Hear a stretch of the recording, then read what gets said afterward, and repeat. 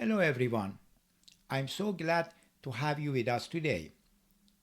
You know, mathematics is full of beautiful ideas. Ideas that are sometimes very deep and yet very simple.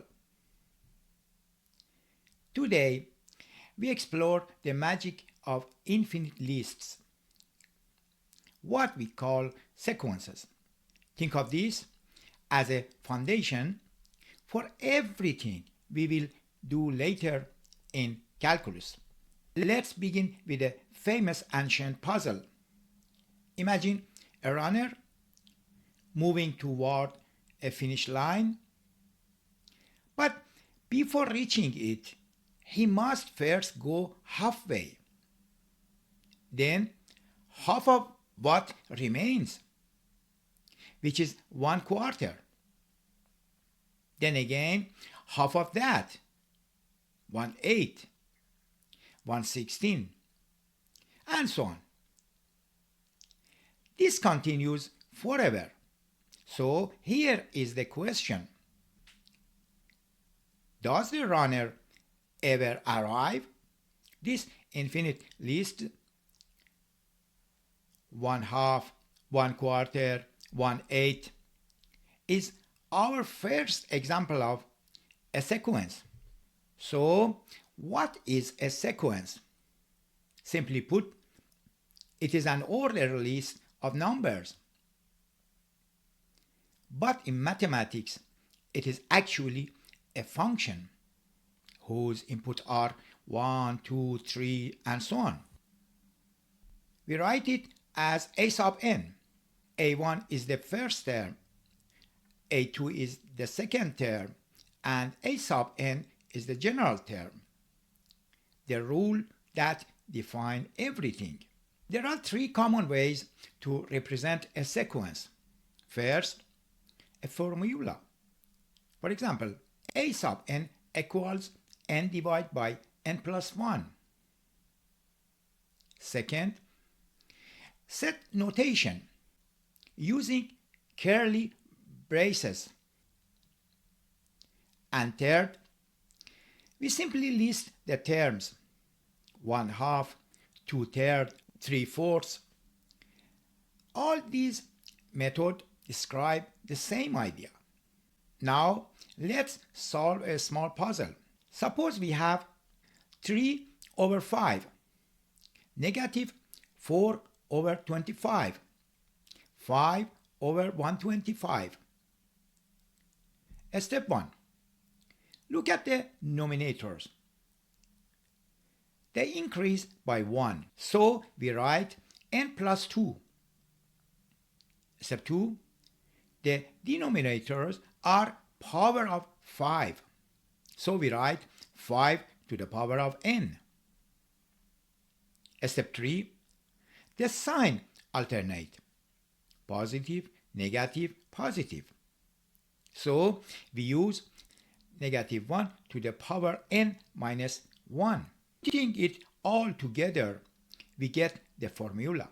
But remember, not all sequences have simple formulas.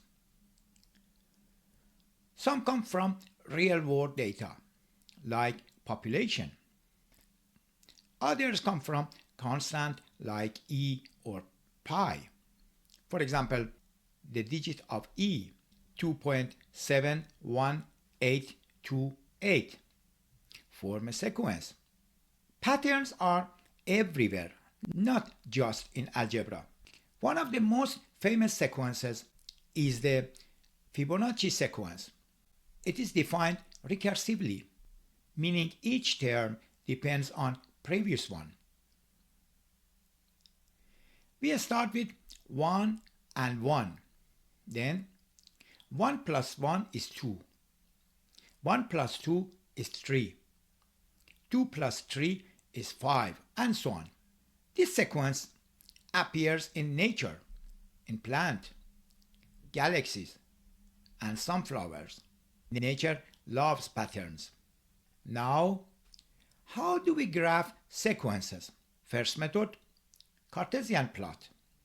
We plot points n, a sub n.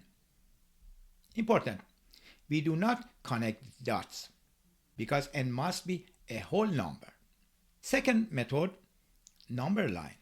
We placed values on one axis to see where they cluster. Now we ask the most important question. Where is the sequence going?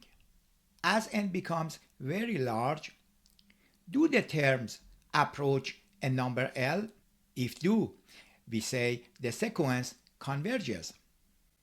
To define this precisely, we use the Epsilon-N definition.